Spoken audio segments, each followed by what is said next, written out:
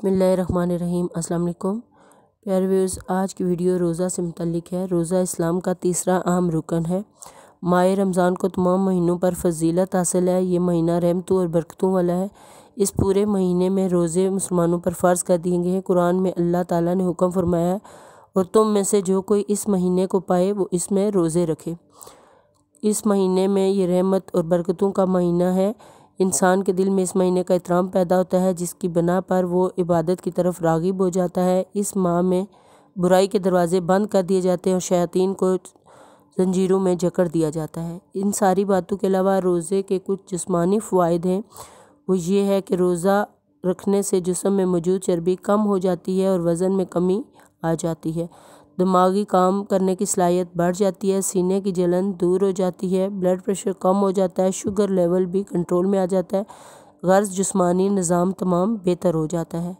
इसके अलावा इसके रूहानी फ़ायदे ये हैं कि रोज़े की हालत में हिलाल और पाकीज़ा चीज़ों से बचने की वजह से सारा साल हराम से बचने की सलाहियत इंसान में पैदा हो जाती है, और इसी का नाम तक़वा है।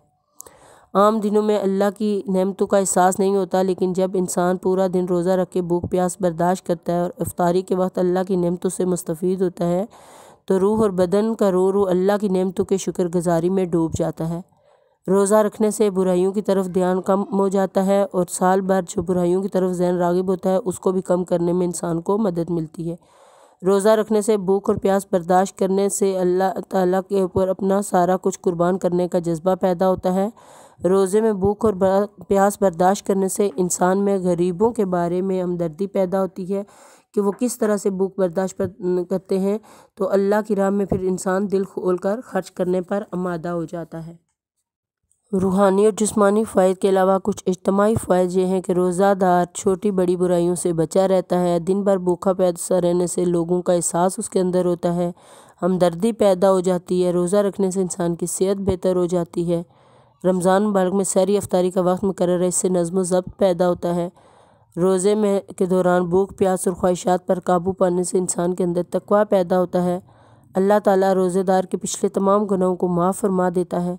माह रमज़ान में इबादत करने का अजर दूसरे दिनों में इबादत करने से कई बढ़कर है, और रोज़ा गुनाहों से बचने का एक बेहतरीन ज़रिया है। अल्लाह हम सबको इस माह एक अमल में अपने गुनाहों को माफ़ करवाने की तौफ़ीक दे, और हमें ज़्यादा से ज़्यादा नेकी करने की तौफ़ीक दे। आमीन या रब्बुल आलमीन।